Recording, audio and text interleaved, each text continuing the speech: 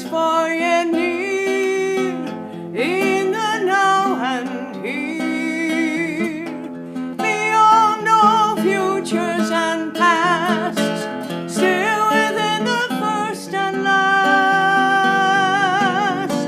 brightness beyond all darkness,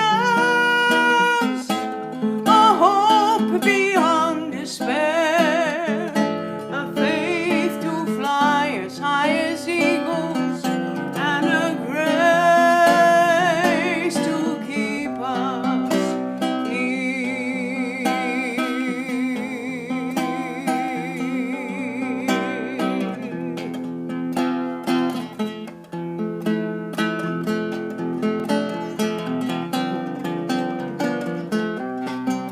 There is a place within, all filled up with peace, and a quiet voice of bliss that does never cease.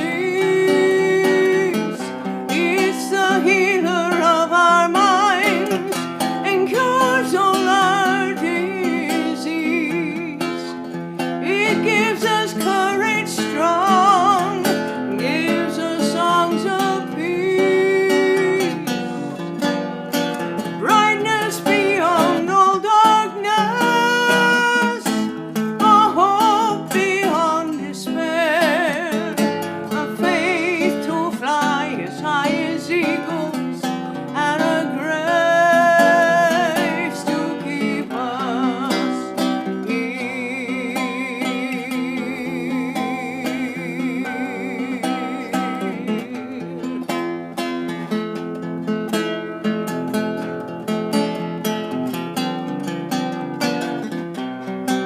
There is a heart within, all filled up with love, and beauty shines all around and above. He guides each step we take with joy and wisdom's light. It gives us strength to face each day and every night, brightness beyond all darkness, a hope beyond despair, and a faith to fly as high as eagles, and a grace to keep us here.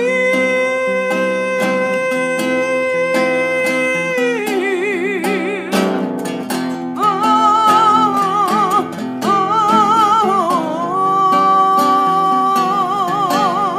a brightness beyond all darkness, a hope beyond despair, and a faith to fly as high as eagles, and a grace to keep us here.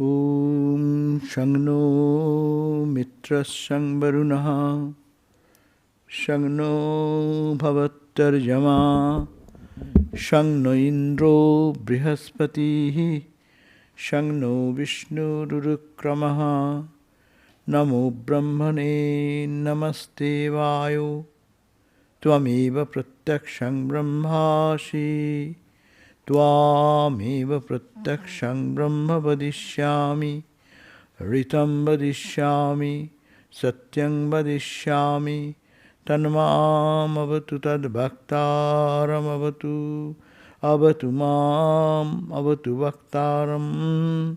Om Shanti Shanti Shanti. Om, may the guardians of the day be propitious.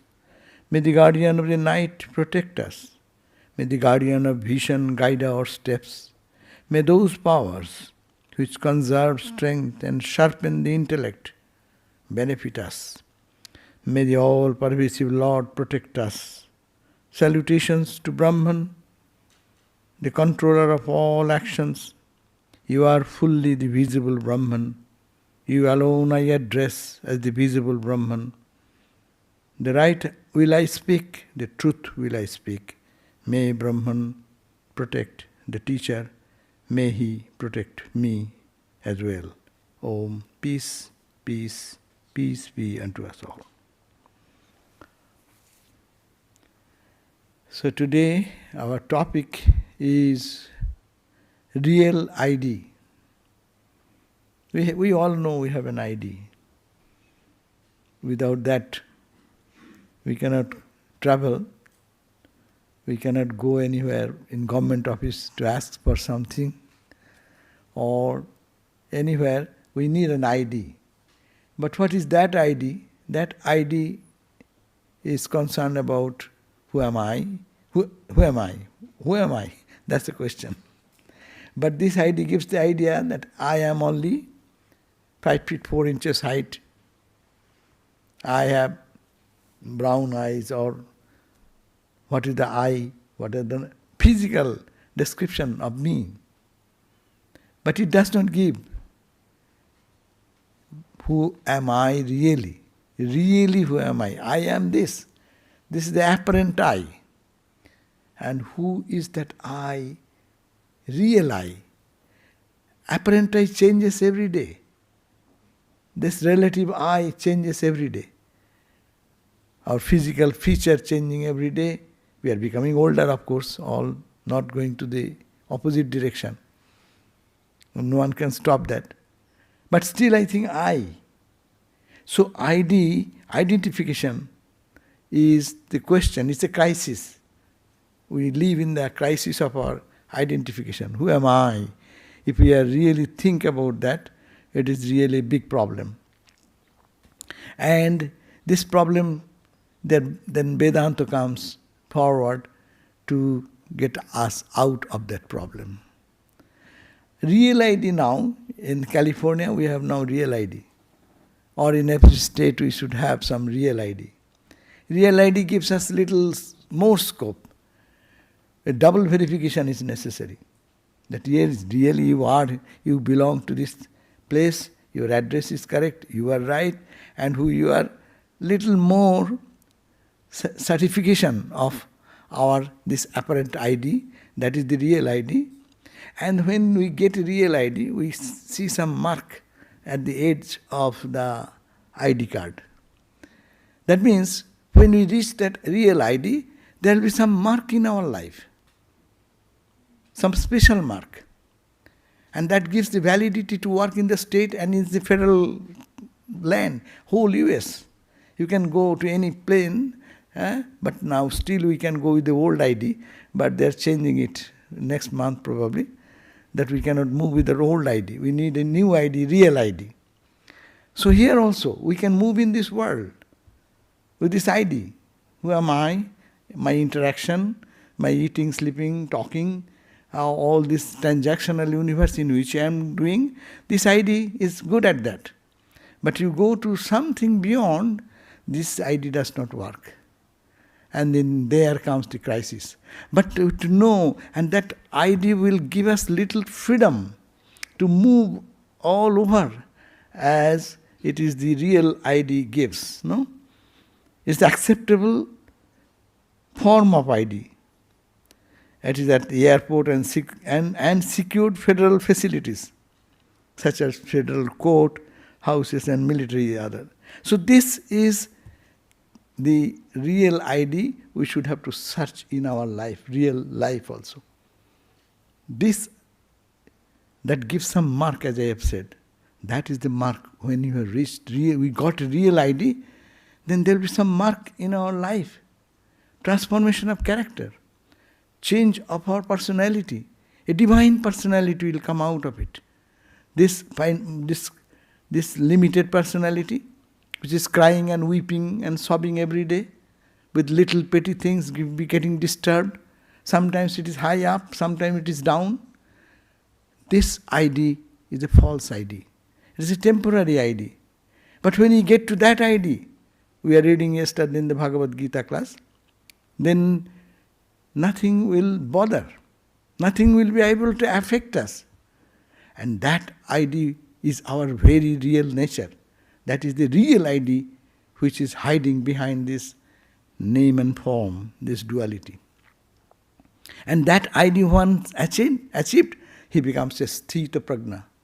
His prajna, his knowledge, wisdom is established in truth, unchanging truth. And he becomes free from the dualities of life, happiness and misery, pleasure and pain, suffering and death, suffering, death and disease, and its opposites. It's all this duality in which we live that will be transcending that. And we are established in our eternal glory, which is called the Atman, which is called the eternal blissful state of our being, the Brahman, the Atman, the consciousness, beyond time, beyond space. Time has no control. Time cannot control that reality because it is beyond time. Space cannot contain it. It is beyond space and beyond any causality. Because of this has happened. That is the real ID of ours. Therefore, our life goes on in this way. We are born and we are going to die in this world of duality, thinking that we are this little I. But we have to explore who we are actually. Rabindranath Tagore has a beautiful poem. He said that this knowing of myself will never cease to be. Apnake ei jana amar phurabe na.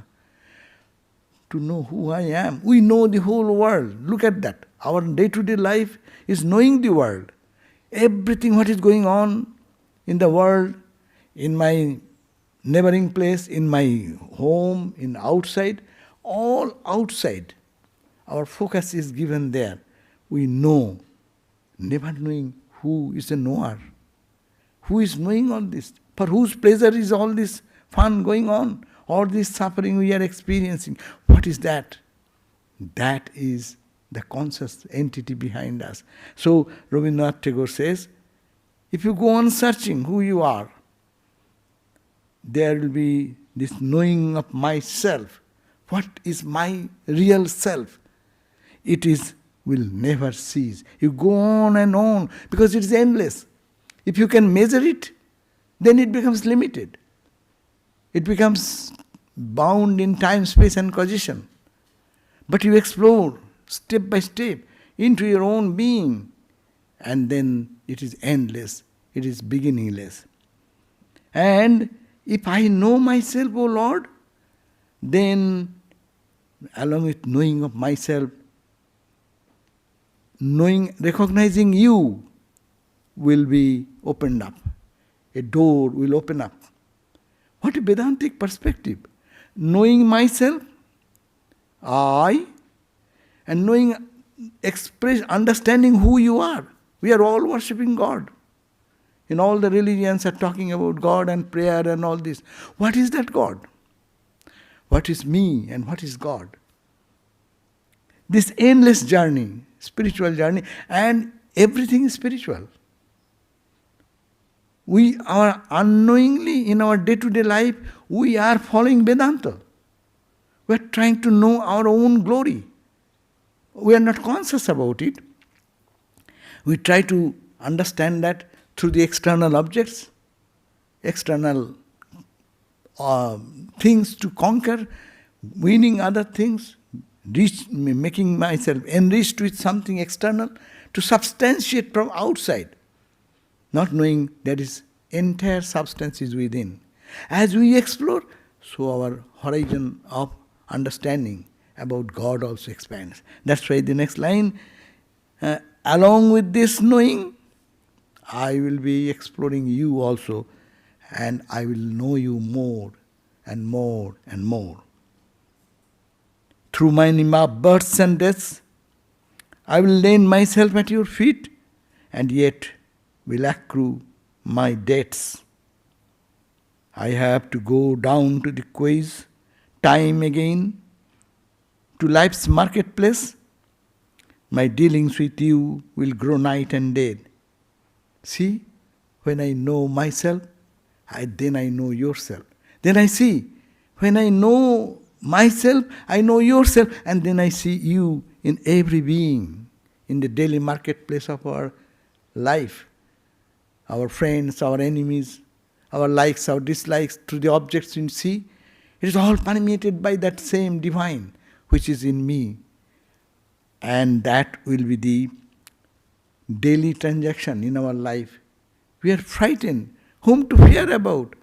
We are very happy to get something. What should be the achievement? Nothing to achieve, because it is all permeated by that big me, big I, which is within.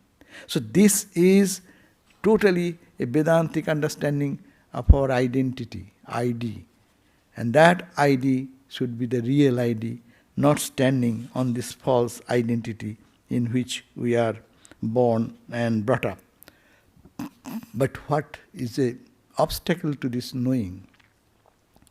Our obstacle is our vision, our looking only outside and depending on the outside. And I judge myself in comparing myself with the outside. So everything is focused outside. That's why Kathopanishad said that we are bound to look at the outside and try to take our support from outside, wrongly, not exploring inside. That's why he said, Paranchi, Khani, Batrinath, Sayambhu. Sayambhu, the Lord, when He created us in a design, and that design, all the organs, sense organs are focused outside. Eyes can see only the outside world. These eyes cannot see what is the inner reality. Ears can hear only outside sound, not the inner sound, Om, the eternal, that vibration is continuing. This cannot hear. So all the sense organs have been designed and created by God in this way. Therefore we are bound to see the external object and never turn our eyes to the internal. Paranchi khani batrinath sayambhu tasmat parang pashyati. Therefore we are very well acquainted to see the outside only. Na antaratman. Not that is in the Atman, in myself. Who am I? Not looking at that side at all. Nantaratman. But all are not so much unconcerned about that. Some are very intelligent people. Kaschit, dhiraha. There are some wise people. They are the real wise people. Kaschit dhira prattakatmanam ikshat. They want to explore, who am I? Prattak Atma is me. What is my inner me? What is my real me? Prattak Atmanam ikshat, to see that inner reality. Avritta chakshuhu amritattamichan. They close their eyes and try to find that immortality within. That is the search, and that is the search we are all in. Consciously or unconsciously. Conscious movement called spiritual life. Vedantic analysis, unconscious movement. We go through the life's experiences and get battered day and night. And when we are battered and we cry and weep, then say, why this? Where is the truth? Where is it? And then we go to search to the temple and to the churches and to the holy places. And then ultimately, searching everywhere, we find, there is no response. Then we come back here, back to our own self. And that is the journey. A spiritual journey starts there when the turning comes this way. External world, we should be tired about the external world, thinking that it cannot give me. It is not my place. Samsar videshe, videshir beshe, brahmo keno akarane, manachalo nijo niketane. Oh, my mind, Go to your own abode. It is your own home. Nijo Niketan. Sangsar Bideshe, in this foreign land of this world, earth. Why are you more roaming aimlessly and trying to find joy? Go back to your own home. Go back to your own real self. That's the calling. That calling, when it comes, spiritual life starts there. And that is an essential thing in our life, though we may forget that and think that we are very happy when we get the experiences, life's experiences, which is not very pleasing to us, but that is an awakening to turn back into our own self. So we need to know who we are. We need to know about our identity and real identity that will free us from all shackles of bondage and suffering. So here we have two opposite things. I am, see, look at who I am, billions of people, and I am only tiny, one personality. In my ignorance, I think, I will change this, I will do this, I will change the whole world. All young people think like that today, I will change the whole world tomorrow. No. But as we grow old, we think that we are getting changed. The world does not change. The world goes on. We only get battered in the life situation and try to mature and enrich ourselves to understand who we are. And that when we go to that direction, then we understand this is the Lord's play going on here. So here we have tiny identity which is called Jiva. Jiva means individual self. And what is Ishwara? The divine, the absolute, what we call God. So there are two things. One is the individual self, another is the cosmic self. So one is called the Jiva, another is called Ishwara. And if Jiva is so long, it is the inner consciousness added with body-mind complex. That is the Jiva, individual. What we are? We are individual, made of 24 cosmic principles. Ego, mind, intellect, and this your memory, and come back to what is called the 5 sense organs of perception, 5 organs of action, and then 5 fundamental materials, or water, air, fire, etc. And these subtle entities, these are called the, according to Vedanta, 24, we are mixed with this 24, plus the consciousness behind, make me a Jiva. If we can rip off these externals, then what is inside? It is only Shiva. Jiva is Shiva. And we are adoring, we are offering our adoration to God. Oh Lord, you have created this universe, the whole universe is yours. You are so kind, you are so powerful, you will protect me. Who you are crying and talking about? It's the cosmic identity of the conscious identity, the cosmic consciousness, taking the identity with the cosmic creation. That means it is the adjective of Brahman. Brahman added with the cosmic identity of this whole creation, cosmic mind, cosmic intellect, we call him God. So our duality starts, spiritual life starts in this journey of the going from this level to that level, from duality gradually to qualified non-dualism to the absolutism. So 3 stages of our journey it starts. When you say, who am I? I am a servant, O Lord, you are the master. You created this whole universe. I am only a tiny dot in this creation. I have no real entity, real existence without you. So please kindly help me. That you are powerful, you are creator, you are sustainer, you are destroyer. These adjectives have been put with the Brahman, then that makes Ishwara. And we also think Ishwara is sitting somewhere in the heaven or somewhere to help me. And I am a tiny creation. Now, with devotional approach, when we move and move and move, we find that the same spark of light that is there is reflected here. The light that is shining in the Brahman is reflected in me. Then we move to another state. I am not that separate from that total identity, but I am a part of that identity, like the tree and the branches and the leaves. And then we can think it is the infinite ocean and its ripples. It's a part and whole. And then we go dive deep more internally, and then we find that all these associating and limiting adjuncts are thrown away from me.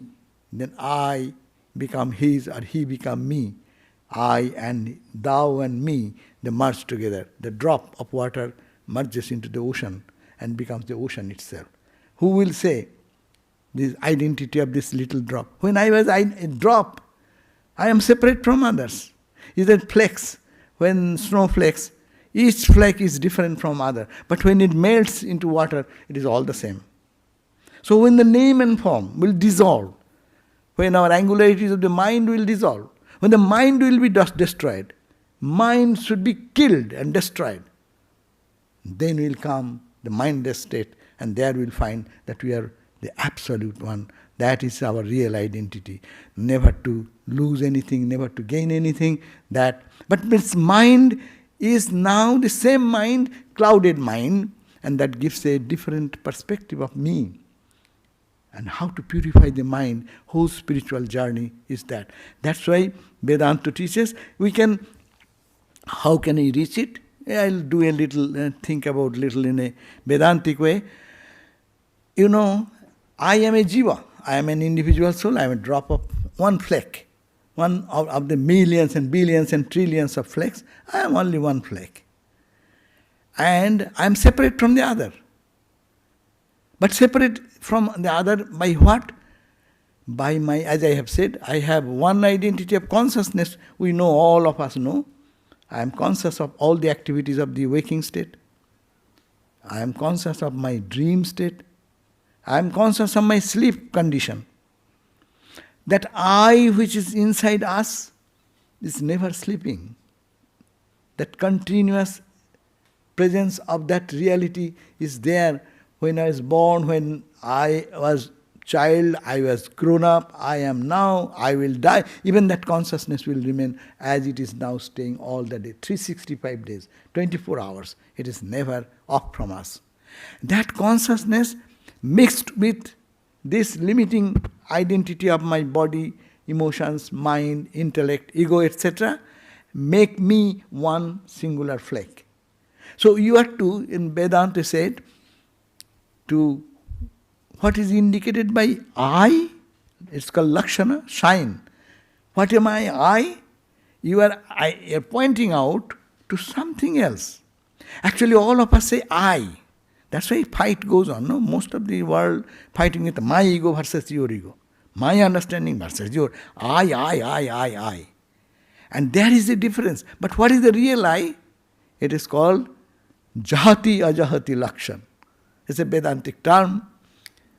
But shine, when I am saying I, what I am pointing out? I am pointing out to that inner reality, which is the consciousness only, mixed with this body-mind complex. So throw away this body-mind complex idea that you are the body, you are the mind, you are the emotion, you are the intellect, you are the physical entity. Give up, throw away. Jahati. Jahati means throw away this concept. And ajahati, retain that conscious aspect. Peel off what is unnecessary and keep the inner flesh. Peel off the sheets. So this, and peel off here, as also peel off from your concept of God. You are putting some concept, God is kind, God is gracious, God sometimes gets angry, that's why he hits us with a striking rod. You did wrong, you are punished. This punishing and loving God, or all the attributes that I put on God, rip up. What is indicated? It is the cosmic consciousness. And here is indicated individual consciousness. Rip up all this from your identity, individual identity, and automatically as we do this, from the cosmic identity, this will be ripped up. Then what will remain? This consciousness, and that consciousness will remain only, and all these limiting adjuncts will be off. That's called the Jahat, Ajahat, Lakshana. That is the way of practicing Vedantic practice. You have to retain the consciousness aspect in yourself. That is me. Because of that consciousness, I talk. Because of that consciousness, I feel. Because of that consciousness, I hear.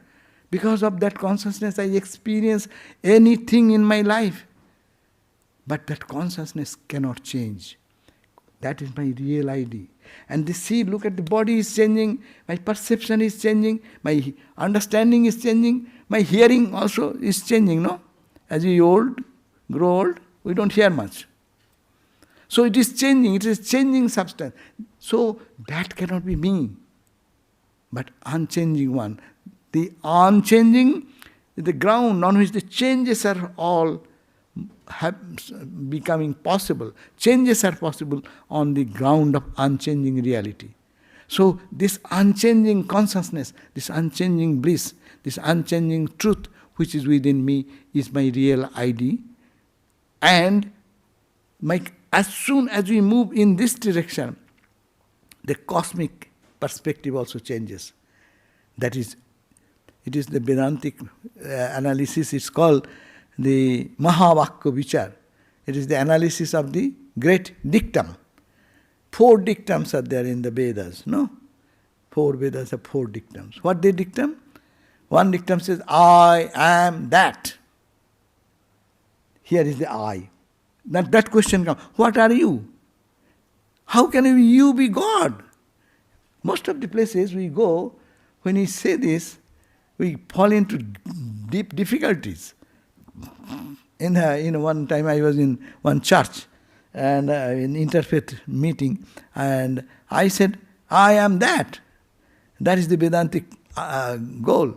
And when I came out, that bishop or father who was there, he has judged me. How can you say such word? That I am that? You can be God? I will say, no, I cannot be God. But I am as consciousness, same with God. I am this physical, little, tiny, puny person, cannot be God. God has the power of creation, sustenance, destruction. I have nothing. I cannot take care of myself. What the question of others? And this tiny cannot be that. But as consciousness, I am the same as. It's a Swami Vivekananda's example. A tiny ant made of clay and a big giant elephant made of clay. Will you say the ant is equal to elephant? No. Ant is tiny, elephant is big.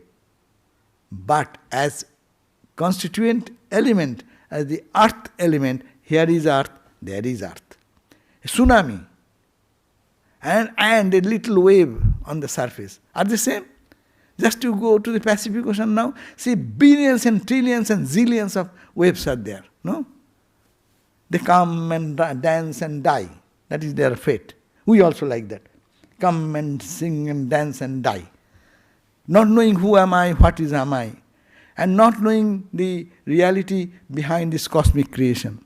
So that is the tiny I, and that loses itself into the consciousness. So big typhoon or big waves, tsunamis, etc., what is Katrina, so many waves we know, destructive, huge. Can you compare with a tiny bubble? No. But constitutionally, it is H2O, it is H2O. So then that level, I am that. So this is a very great concept to understand that we are basically, in our fundamental nature, we are divine. That's why Vedanta, Swami Vivekananda said, its soul is potentially divine.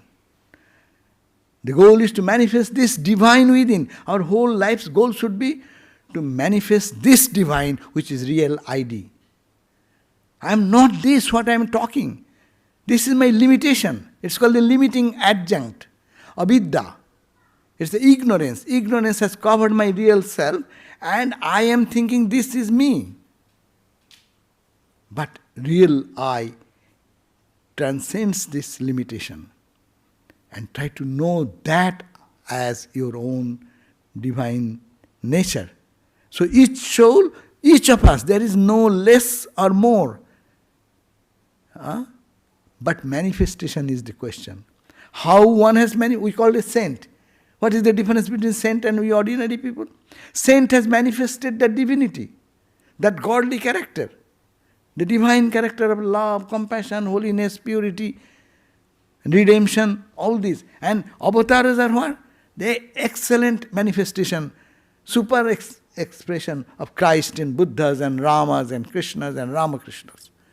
It's the manifestation. But in Vedanta, Vedanta does not accept your even incarnation, avatar also. Avatar is a manifestation. Manifestation may be good, but it is not the ultimate, absolute.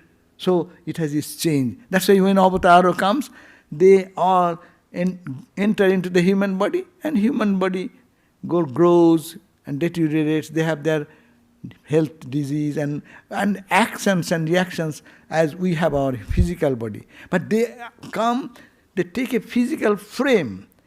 Power, infinite truth, infinite potential spirituality manifests to them.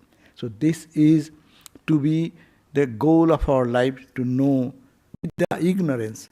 And ignorance which I have imposed upon me and the society has imposed upon me. From the day we are born, the baby has no concept of body, mind, nothing, he does not know. But when he is growing, we teach him that you are a girl, you are a boy, you dress this way, you talk this way, you behave this way. We train, we get indoctrinated into that. No one teaches us you are Atman, you are Brahman, you are pure soul, you are birthless, you are deathless, you are encased into the body. But you are not that. No one taught us. That is the teaching which leads us to know who we are. So, our real ID, that is God, that is the self, that is the Atman, we must have to know it and move in that direction. And knowing what? Knowing of myself, it will never end because it is infinite. And that infinite in the journey itself is joyful.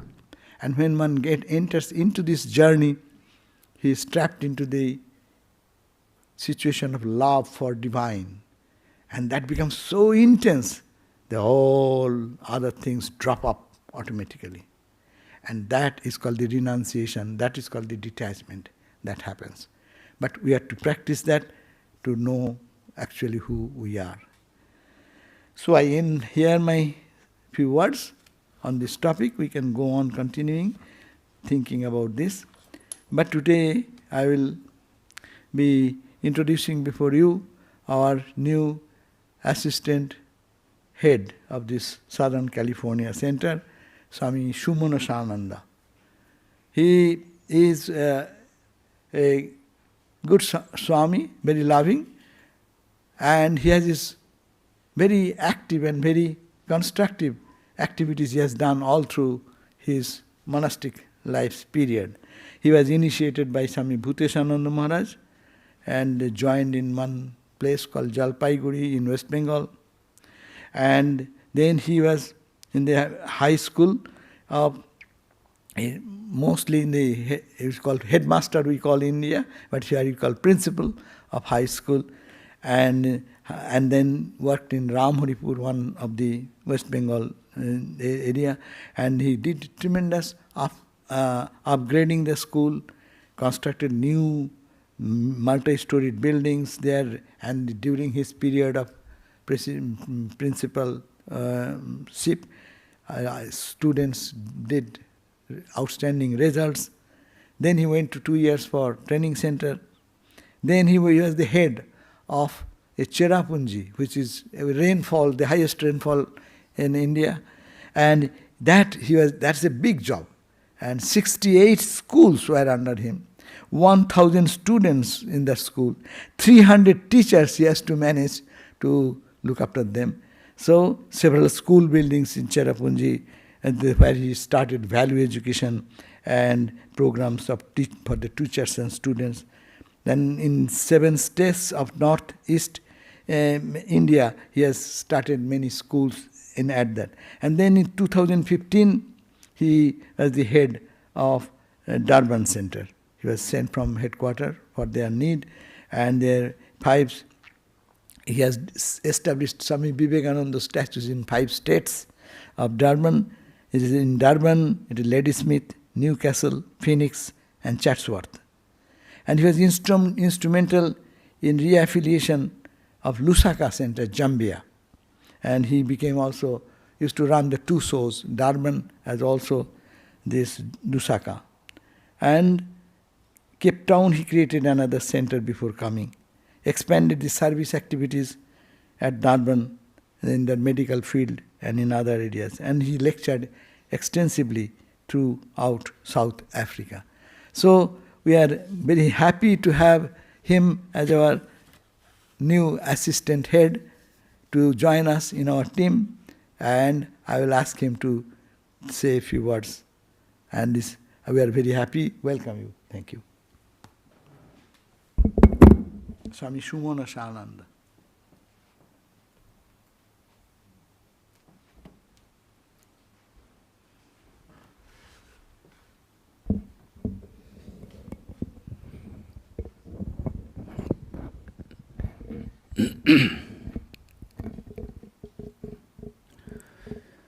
Om Asato Ma Sadgamayo Tamaso Ma Jyotirgamayo Mritur Ma Amritangamayo. Om Shanti Shanti Shanti. O Lord, lead us from unreal to the real. O Lord, lead us from the darkness to light, from ignorance to enlightenment. And O Lord, lead us from death to immortality. Om peace, peace, peace. Revered Swami Sarvadevananda Ji Maharaj, our dear devotees and friends, nuns and brahmacharis, I offer my pranams to revered Maharaj for getting me introduced before you. Maharaj loves me, so he was speaking all these things. I did this, that. So, it is just when you are given some responsibility, a mother does so many things in a family. Can you give the credit to the mother? Oh, wonderful mother, he was taking care of the baby, he was a very good wife, he has taken care of his husband. So it is like that. Whatever is assigned to us as monks and nuns, we have to do that. And in our worldly life also, the more we understand that, we understand our real identity. Our real identity is not that only body, mind, complex, me and mine. That is actually ignorance, and that is the source of all misery, according to the Vedanta. Maharaj has very nicely, in a brief, within nearly 40 minutes, he was trying to give an idea of our real identity. But before entering into that, I would like to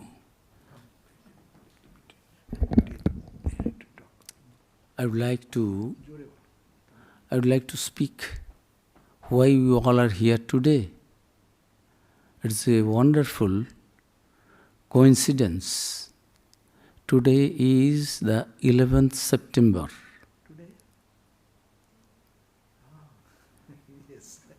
Why Maharaj is here with Gerua, I am also, and you are devotees and friends. Why you have come to listen to Vedanta? It is due to Swami Vivekananda's wonderful first lecture delivered on this particular day, 129 years back in 1893, on this very particular day. And he was also very nervous at that time. First time he was speaking before 7,000 intellectual representatives of 10 major practicing religions: Christianity, Hinduism, Sikhism, Islam, Zoroastrianism, many others. 10 major religions, all represent Buddhism, all were present there. And Swamiji never faced such a big audience and comprising so many intellectual and advanced people. But he spoke from his heart, and he just started his address, Sisters and Brothers of America. It fills my heart with joy unspeakable. So, I also feel tempted to address you, sisters and brothers of Santa Barbara and actually of America. Actually, we are sisters and brothers. Swamiji said it, and there was an impact on the minds of the audience. They stood on their heels, not knowing this Swami beforehand. Only one address, sisters and brothers. He has not said anything. That he is a great erudite scholar. He is a very big man, great man, big philosophy, very intricate things he is presenting in a very simple language. Nothing he has said, just said sisters and brothers of America. And people stood on their heels. They felt that here really one who speaks from his heart. It is not something artificial. I am telling you, oh, sisters and brothers. That is our real identity, children of immortal bliss. Maharaj was telling, how can you say you are God? Swami Vivekananda also, I was thinking, was confronted. But in so many places, at one place Swamiji was speaking on the Atman, the self, and glorifying the Atman, and not glorifying, actually speaking the truth. As Maharaj was telling, you are Nitya, Shuddha, Buddha, Mukta, you are eternal, you are birthless, deathless, you are changeless, you are ever free, you are ever enlightened. But we are imposing falsely on us that I am this body, I am this mind, this body-mind. If you call my name, Sumanasananda, immediately I will, yes. So we have connected ourselves, attached ourselves in such a way, life after life, that we are thinking we are body and mind. And Vedanta is trying to get ourselves out of that false notion. And that is our real identity. Maharaj was telling that we are in this journey, we have to explore our identity. And in one meeting, Swamiji when was telling, you are God, you are birthless, deathless, then one lady, devotee also, confessed, Swami, this is blasphemy. We are sinners. How can we become God? It is blasphemy. It is sinful. You cannot say so, Swami. So that lady became very perturbed and disturbed. How it is possible? You are hypnotizing us, Swami. Then Swamiji said, ma'am, please sit down. You are already hypnotized. I am trying my level best to de-hypnotize you. This Vedanta actually is trying to de-hypnotize us. We are already hypnotized with this idea. Swamiji has given so many lectures on this, and one lecture was delivered in New York, the real and the apparent man. There Swamiji mentioned wonderfully. Swamiji's lectures, the more you read, for that, at least for that moment, you feel that yes, you are really Atman, you are Brahman, you are birthless, deathless, changeless. Nainang sindanti shastrani, nainang dahati pavako. I am that Atman. No weapon can kill me, no air can dry me, no fire can burn me, no water can make me wet, nothing. You feel that. But if we don't practice again, we forget that, we become under the trap of that false notion that I am this body-mind complex. So if always we think of our real identity, Maharaj was quoting Rabindranath Tagore, one of the very famous Nobel laureates, a friend of Romarola, another French Nobel laureate, Romarola. They were good friends. And this Rabindranath Tagore's one very wonderful song also is there. I I feel tempted. Maharaj was singing good songs. Mono Chalo Nijo Niketan, one of the most favorite songs for all of us. Because this song was sung by no less than Swami Vivekananda in front of Sri Ramakrishna, who immediately fell into ecstasy, samadhi, which actually we are searching for, trying to achieve in this life.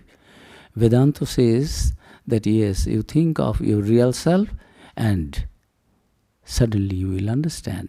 One day it will come. Shanai Shanai Uparamet. Bhagavan Sri Krishna is telling Arjuna, overnight you cannot realize that ultimate truth, your real ID, because so many lives, millions of lives, you have been attaching yourself as something else with this body mind.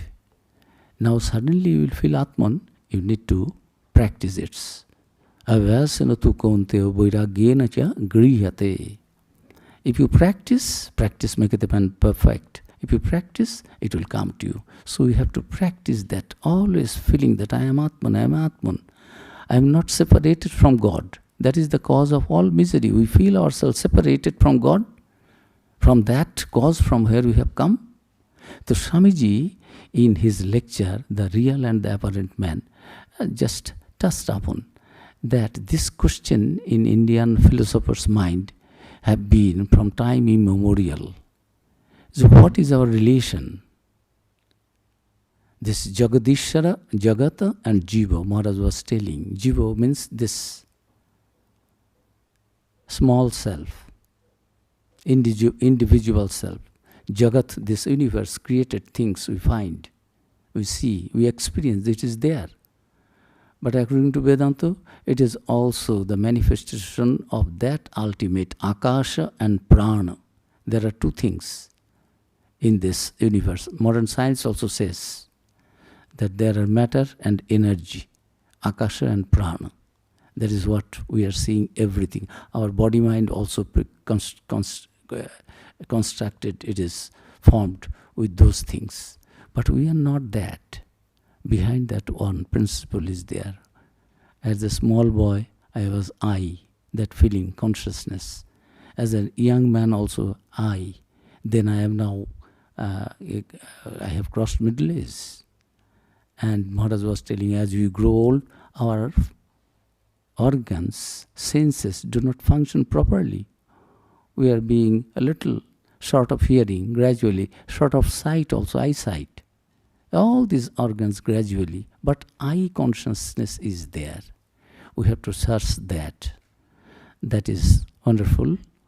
We will have enough time to have discussions and discourses on many things, as I am posted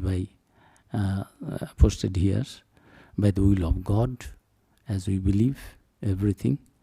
And I am very happy to be amidst you. Let us have this search of our real ID. Rabindranath Tagore's one song, as I said, I am tempted to sing one line or two lines. Jagote anando joge amar nimantrano dhanno holo.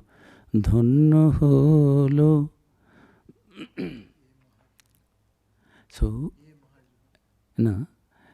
this song is, beginning is, Maharaj was telling, Rabindranath is telling, I am trying to search myself. In my quest of searching my real self, actually I am knowing you more and more. The Rabindranath Tagore in this song, Jagote, in this universe, in this world, Anando joge amar nimantrano. We are guests here. I have been invited. And this invitation was sent by you. Actually, you have sent to enjoy this Ananda Yoga, this sacrifice of blissfulness. Everyone, we suffer because we think so. I attach myself, I am this body mind. But if I do not attach myself in that way, Ramchandraji was asking, Hanuman, how do you think of me? Deha buddha dasosmi, jiva buddha tadangsakaha. Atma-buddhya tameva aham iti me nishchitamoti. Ramchandraji, I am your devotee, but you see, my mind sometimes it remains in different levels, my consciousness. When I think I am a body, and then I understand it is created by you. You are my Lord, I am your servant. Deho Buddha. When my mind is thinking I am body, but a little up, when my mind goes a little up, spiritually, intellectually, philosophically, then I think, no, I am not only this body. There is some power behind it. That individual soul. I am Atman also. That Atman, I have an Atman. I have a soul. When that feeling is there, then I find, no, you are full, I am your part. Jiva Buddha tat angshaka. When I find I am a Jiva, I am an individual self, soul, then I find that you are the whole, Purna, and tat angshaka. I am your part, one of the parts. And finally, when my mind goes to that highest level of feeling I am Atman, then I find, oh Ramchandra, you and me are the same. I am no more your dasha, I am no more your servant, I am no more your part. You and me are one and the same and identical. So that is the highest goal of Vedanta, to understand our real self and attaching ourselves, feeling ourselves that we are one with God. And Swami Vivekananda says, Sister Nivedita, Miss Margaret Noble, one asking, Swamiji, what is the mission of your life? Then Swamiji was telling, you see, my mission of life is to make everyone understand that this whole world universe is one with God, the divinity of man. Everyone is divine. That divine spark is there. If we wish, we can manifest that divinity. And the goal of religion, goal of human life, is to manifest that divinity within. Religion is the manifestation of the divinity already in man. Human beings, we have that divinity within. We have that rationalism, that logical mind, that yes, why we are born, what is Jagadishwara, creator, what is this Jagat, this creation, and what is this Jiva, myself, what is our relation. Once we know the relation amongst us, this created universe, the creator, God or Brahman, and Brahman one level, when it becomes creator, we call God. But when it is not in action, it is Brahman. It has two aspects, a lower aspect and a higher aspect. In action and inaction. One is in action, then it is God, creator, preserver, and destroyer. And this everything it is manifested, vyakta. When it is abhyakta, at the time of dissolution, Mahapralaya, then the same ultimate reality is inactive. At that time, our Vedantists say that is that Brahman, Paramatman, unmanifested. So, it is a forward coming and backward going. It is cyclically going on. That ultimate reality principle, when it is manifested through all of us, we are of the same ingredient. Maharaj was telling, the small rat and that elephant, both are of clay. There is the difference of this quantity, but qualitatively, both are the same. So there is no difference between us, the God, and ourselves, because we are nothing else but out of God. Jagat, we are sent here, which is created by God, to enjoy this world. How can we enjoy this world? It is all suffering? No. See the presence of God in everything. Then you will find that everything is joyful, blissful. When I find in you my mother, my father, my own self, I cannot hate you. I don't feel uneasiness. I don't feel discomfort, uncomfortable. I feel joy. Oh, it is you are me. So if we can defy our understanding, our attitude, that God is manifested through all these things, which is actually this unification. Indian philosophers tried from the very beginning. Where is the unity lying behind this creation, created one, and the creator? If we know the relation, real relation, then we will be knowing ourselves. And that is the journey and goal of human life. All the prophets and avatars come and they tell us, to remind us that yes, mono chalo nije nikitone. This world is a place for tourism. You have come, don't think it is yours. One day you have to go back to your real self. So try to understand where you are going back, and you will be able to enjoy this world more if you know that you are a tourist. This is not yours. You will have to be back to your real abode. Sangsar bideshe bideshir beshe bhromo kano akono. Why you are loitering, roaming about aimlessly here and there, not knowing who you are, not knowing what is your relation with this. So that is the quest of having the real identity. We all will try to find it out in this life itself and go beyond suffering, all misery, which actually we all are striving to have the peace, joy, bliss in our life, but unknowingly trying to find it out in the material world. Paranji Khani Bhatrinath Swayambhu Maharaj was telling, it was quoted, Maharaj was quoting from the Kathopanishad, that our indriyas, senses, sense organs are created in such a way, we are trying to find the joy and bliss in the outside world. But we have to see inside, be meditative, be thoughtful. If we do that, we will understand that yes, we have got our real self, our real identity. And once we know that, with that identity, everywhere we can go and joyfully will be received, well received. Thanks to all of you. Namaskar. With a prayer, I complete. Oh, they will sing a song. Namaskar.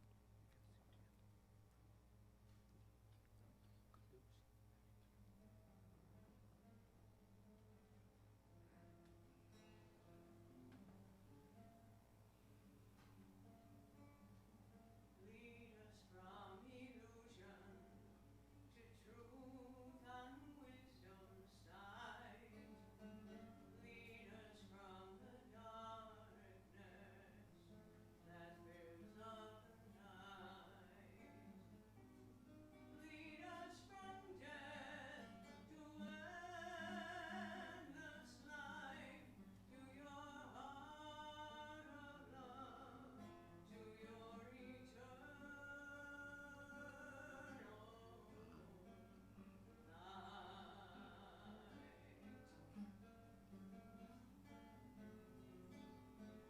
Reach us through every veil that seems to hide your face, beyond our every ignorance, beyond both time and space.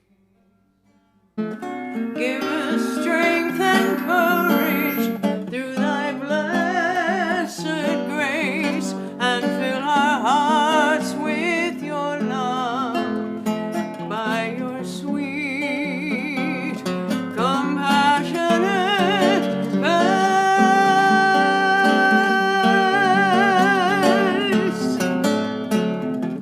Om Tat Sat Om, Om Tat Sat Om, Om Tat Sat Om, Om Tat Sat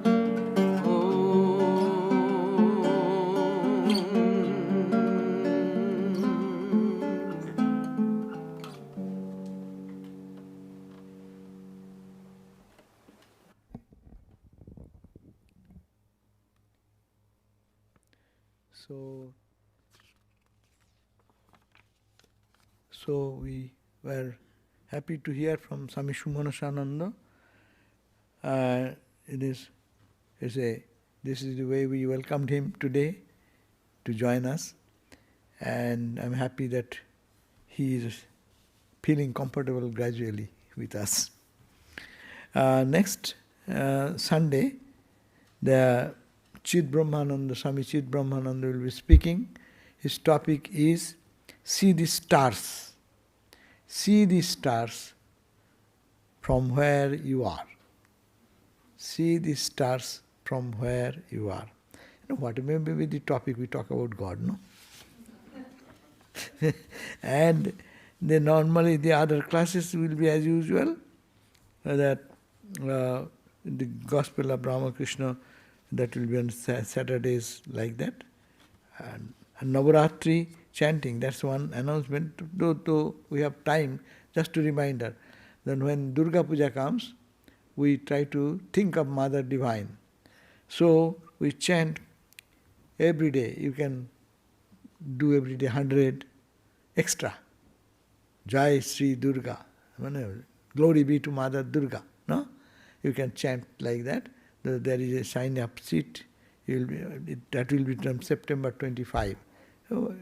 Towards the end of the month. It will be for 9 days, but it extends little more. So that will be, time is there for that chanting. Anyone can join in that chant at your own home. You can do every day, say extra 100, extra 200, extra 500, whatever. And that gives you the strength of the Divine Mother in us, no? So when you chant that. So I will conclude with this chant, and also we'll be greeting you all, and then we come back for our QA session here. If you have any questions still there, you can come back here. Om Sarve Bhavantu Sukhina, Sarve Shantu Niramaya, Sarve Bhadrani Pashyantu, Ma Kaschid Dukkha Bhag Bhavet. Om Shanti, Shanti, Shanti. Om. May all be happy, may all be free from disease, may all realize what is good, may none be subject to misery. Om, peace, peace, peace be unto us all. Sure.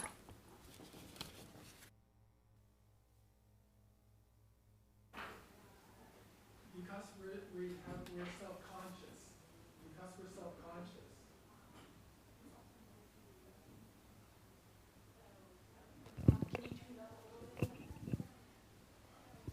Somebody's looking at us, right? Go, oh, we blush.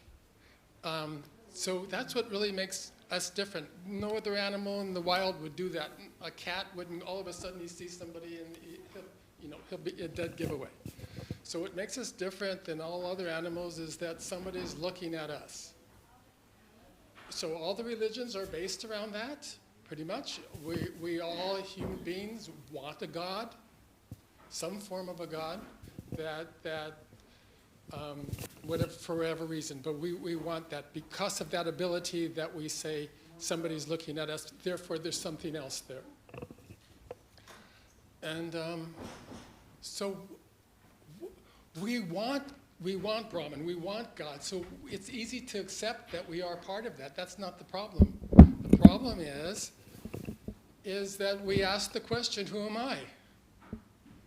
Well, who's asking the question? Everything about Brahman that I understand, that I am part of, because we all want to be part of it, and we all realize we're Then part we will of it. not put that question. That's no problem.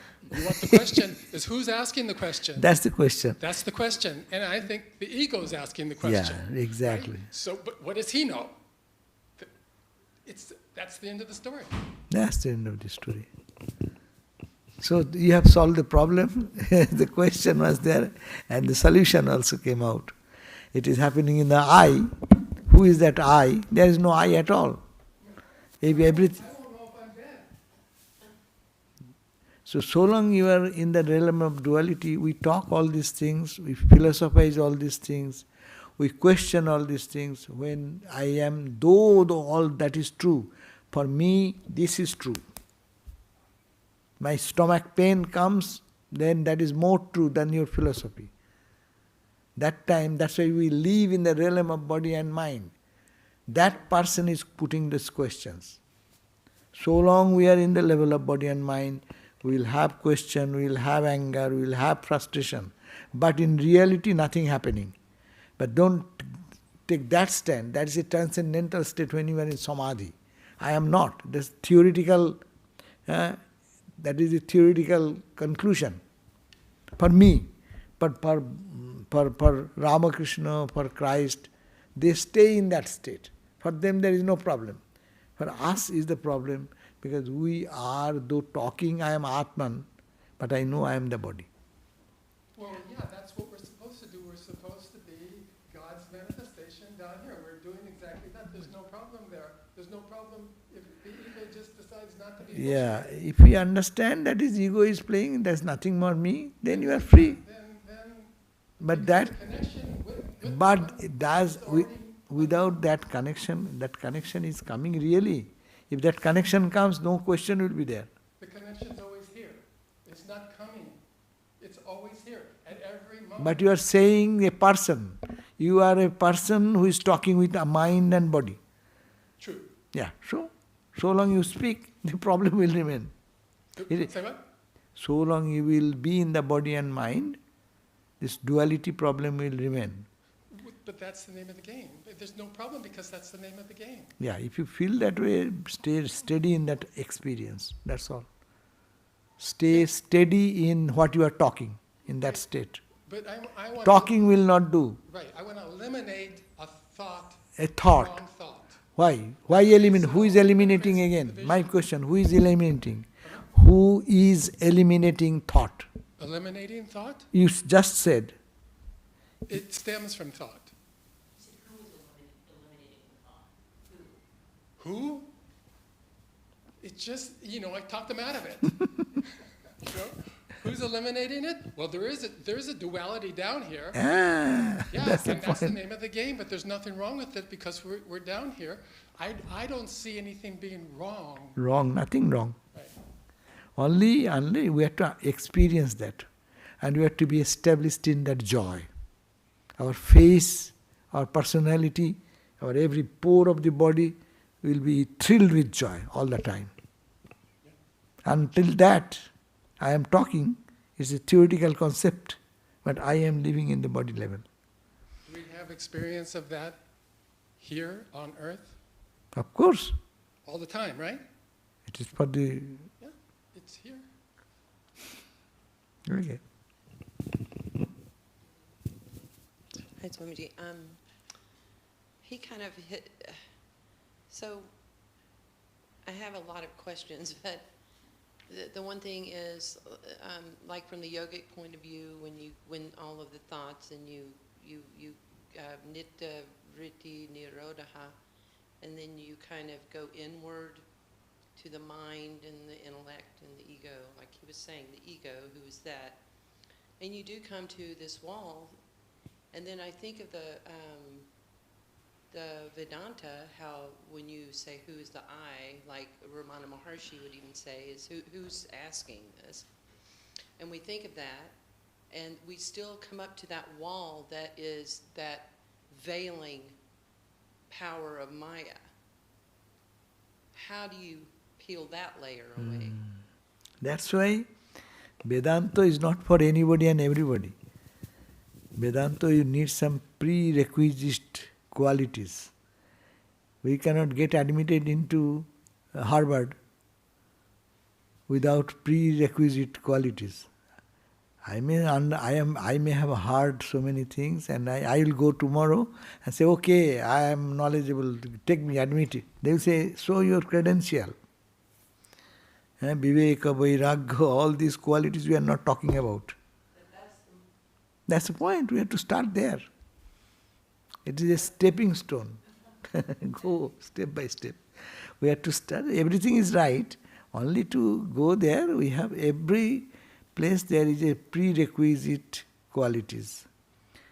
For an admission into a master's degree course or a music school, everywhere there is something which we require to qualify ourselves. Unless that qualification is there, they will not admit me. So in Vedanta also, we are getting the cream of Vedanta when you speak.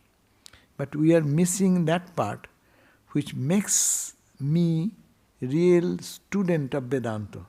we have some grounding. And grounding work it's called analysis, discrimination, intellectually, what we are doing now. Intellectual analysis, viveka. Not will sufficient. Vairagya, which is unnecessary, which is not God, throw away. I should have the courage not to attach to the sensory objects, because they are not permanent. That power should be generated by practice. It is mundane, it is temporary, I don't care for it. Viveka Vairagya. Sataka Sampatti. Sixth treasure. Shama. Inner tranquility. Dhamma.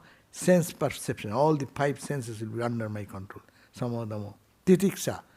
Enduring all happiness and misery, pleasure and pain coming. I endure it. It will pass. It will pass. These are the qualities. Sama Dhamma Titiksha. Upurati. Upurati means withdrawing the mind. Wherever there is going distraction, withdraw my mind. Upurati. That titiksha upurati, Shraddha and Samadhan. Shraddha means faith and trust in the Guru's word. Faith and trust in the scripture. God is there. There will be. I am not feeling it. I am not having. Let me have faith. So these qualities are to be earned. I want to go to London, but I have no pocket money to purchase the ticket. No one will take me to London. So we need to collect fund, purchase a ticket, get a health insurance, all these things step by step what is needed. We have to prepare. Everything is correct. Only we have to prepare ourselves. We say, well, if we have more time to prepare, but if the mind can be kept on God and everything, but it also brings me to the point that who indeed is the mind? It's her grace, it's God's grace, it's the grace of the self. So what do we do? What you do means what you're saying, that is true, but are you feeling that? If you don't feel, then you have to start where the other process. These are scientific process. You have to start at some point and follow that process, and it will, your mind will be accepting this truth spontaneously. We are putting question because we have doubt. I have doubt, that's why I am putting question. But when that clarity will come, you need not question, you see it. So therefore what is the net result is this: before going into Vedantic studies, we should have to do bhakti sadhana, prayer, pray to God, O Lord, purify my heart, give me love, give me so that I can see your presence everywhere, I can serve, karma yoga ideal, bhakti yoga ideal, dhyana yoga, O Lord, I try to concentrate here. So purification of the mind, same mind which is doubting mind will be doubt-free mind by giving some process, mind should be taken through that process to clean it. That's why meditation, prayer, all these things are necessary to prepare the mind. But forget all this. If you are a Vedanta student, where is the problem? Think, who is talking? Go back, go back, go back. And stand there. That's all. What is the big question? No question. Because I am seeing. Who is seeing? Eyes don't see. The nervous connection to the brain, it is nerves. The neurons, that's only physical. Who is behind that? Mind. Who is behind that? My recognizing capability, memory. Who is that? I am recognizing. That I is a reflection of the cosmic I. So you go back that way, everyday practice now. And then you see, this is also Brahman, that is also Brahman. But what about unfortunate people like myself who, it's either I don't have time, or I work a lot, and then plus I'm a numbskull. No. And I know what's right, No.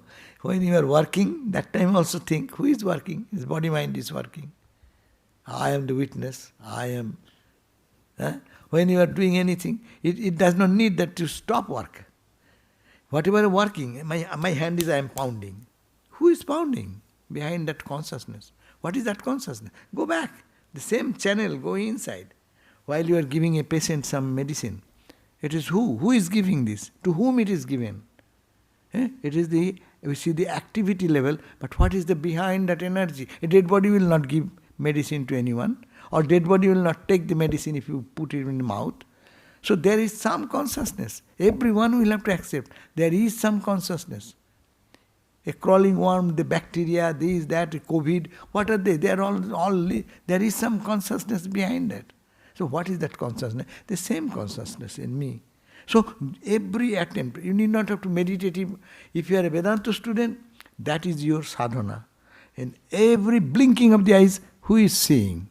Eyes don't see. Every thing I am hearing, who is hearing? Go back, back, back, back. That's the I consciousness, the eternal consciousness. So all the feelings, all the emotions, all the questions, who is questioning? Go back, back, back, back. Small I is doing the question. Behind is the back, big I. That's why Ramakrishna gave the example, small I, big I. To give an idea, to make it easy for us. So go down at the bottom of all the waves and ripples, it is only the ocean. So dive deep, that's the sadhana. You need not to find out extra time for your meditation. When you are doing any action, when you are sleeping even, just before going to sleep, just sink into your own consciousness. This is the body. Body is tired. The mind, after the whole day's work, is tired. But what is behind the mind? Go back, back, back, think of the consciousness and dive deep there and good sleep. So in action, in meditation, in prayer, wherever you go, we have to bring back that awareness. That is because of that awareness things are happening. So it is, we don't need, those who are serious students of Vedanta, that is their practice, day-to-day practice. They don't meditate. Vedanta students don't meditate. Meditation they call for other level of student. But our Ramakrishna Vedanta teaches, you cannot keep your spirit this much high all the day, you will forget. That's why it takes sometimes devotional aspect. That will also purify your mind. Main thing is to purify the mind. So do it this way. Do it by Karma Yoga idea. Do it by Jnana Yoga idea. But if you really feel that that is the best way, you day and night think that way. It's spontaneous. Every breathing, who is breathing? A dead body does not breathe. Why? Connection is gone. It's a matter. That's my. So we have to stand behind for all our action. Even the frustration is coming. It is not understanding is also happening because of the consciousness. Don't understand, that is also happening because of the consciousness. I don't understand. Who is saying that? What is that? Go back, back, back, back, back. I understand is an experience. I do not understand is an experience. I am happy is an experience. I am unhappy is an experience. Who is the experiencer? So Vedanta student day and night thinks. I told you probably, I had a friend when we were brahmacharis. He was a out and out Vedanta. So when he used to ask him, let us go to meditate in the evening, he used to say, who is what to meditate? Who is going to meditate? Where to meditate? Why meditation? Who will meditate upon whom? But he is established in that thought. Meditation is all functionality of the mind and intellect or your ego in different level. I am not that, I am beyond that. Go back, now you think, really go back, you see. That's why Vedanta said, Pancha Kosha Vichar. Annamayo, Pranamayo, Manomayo, Vijnanamayo, Anandamayo Atma me Shuddhantam. Let the Annamayo Atma, this physical, this is only visible. Who is seeing? My eyes are seeing. No? Pranamayo, the energy, the whole body is functioning because of the energy. Calorie, we call calorie, intake calorie, less, more. Pranomayo, Manomayo. I live in sometimes mental plane. What is that? Behind that intellectual plane. Mind is vacillating. No. Go, don't go, eat, don't eat. Intellect, go. You are driving the car, I will be in the fastest lane. You decide. Mind says, shall I go, shall I not? Yes, I will go to the next lane. No? So it is who is deciding? That's the buddhi, intellect. Behind that, go to I. Who is the I deciding these things? And then behind. So every time go back to your own self. You will reach the same goal. So it is the question of the who is very much fascinated with what. This is called the whose mental tendency is like that. And he was all through like that. That friend kept his understanding in that level. Action. Yeah, I'm doing my duties. But who is doing that? The hand, feet is doing. That's all. With the help of mind and intellect. But I don't do. I am only experiencing the action. I am only remembering what has happened 10 days ago. I am remembering what is happening now. So the I remaining unchanged all the time. This to be hammered again and again and again. And every moment we can touch the base. It is touching the base. In an office you are a good, your boss needs to know what is going on every moment. So you go do little and report. Do little and report. And then will be constant remembrance will come. Okay? You are saying anything?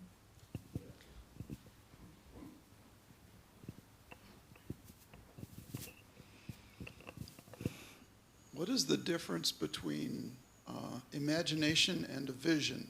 Vision, yeah. Yes, I read about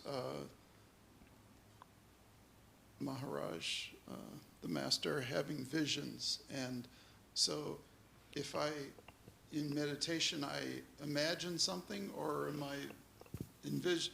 Imagine a simple thing. If it is imagination, that will create doubt in your mind. It is a vision, the whole world will come with a sword in hand to kill you. Swami Vivekananda said. You will say it is true. I have experienced that. See, I am talking to you. It is imagination or it is vision. It can be, say, vision. In the level of vibration, you and me, now, this is the vision. But it is imagination. I can create psychologically who are victims of mental disease. They will see, imagine. But this others will not see. Vision is maybe not only your vision. Many people have that type of vision before. And everyone is established that is true when the mind flies in a higher plane. It is a question of the level of the mind. In this lower plane, we are seeing this. In a higher plane, mind purified. The chakras. That's why they do the idea of chakra. Chakra is the mind moving in a higher and higher and higher realm and going. And there will be an infinite number of experiences. Now, take a rocket. Just an idea. Take a rocket from the earth. When you are on the ground, you have a small vision about, you see this little, I am seeing this Santa Barbara from the temple. See, I am seeing that horizon and few trees and plants. Now you take a rocket and you see your horizon. Is it wrong? It is imagination? No. From that perspective, it looks this way. Go. Anyone can. You go with a rocket, I go with a rocket. And anyone goes with a rocket, he will see the same experience. Go up. And you go as much as you can go. You see the whole world will then appear to be a globe. Like a small round shape. As you see the moon. As you see the other planets. Is the planet this? Because I am at a distance. This mine is imagination. Being at a distance. Now if you go close to that, yes, it will expand and expand and expand. Are they the imagination? No. It is revealing what it is. Go.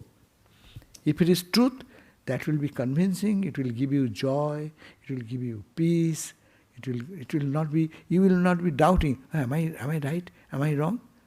No? The doubt comes, that is not vision. And this effect will be transformation of character. Important, remember, this is the fundamental point. If it is a vision, it will transform your life. It will change your life. You will be a different spiritual personality. You will be full of peace, more contentment, more joy.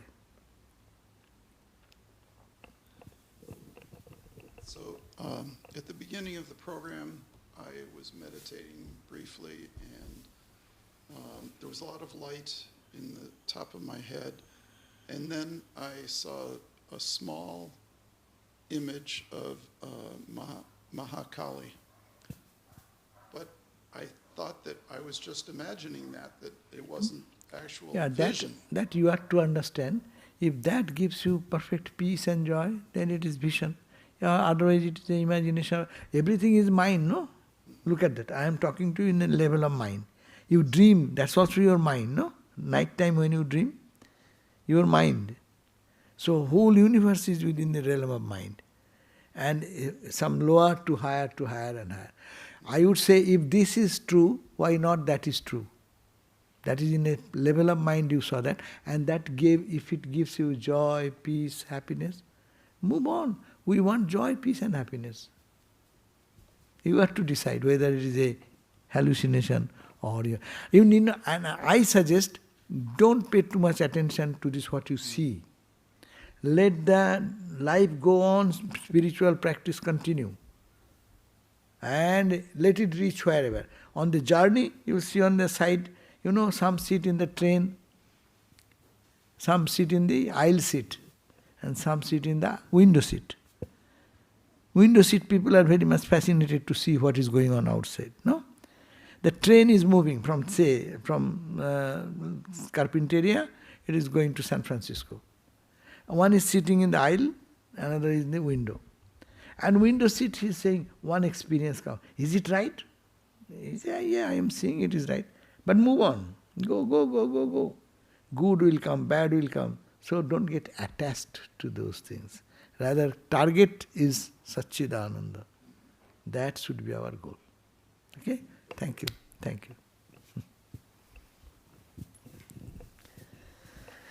So now we can end today.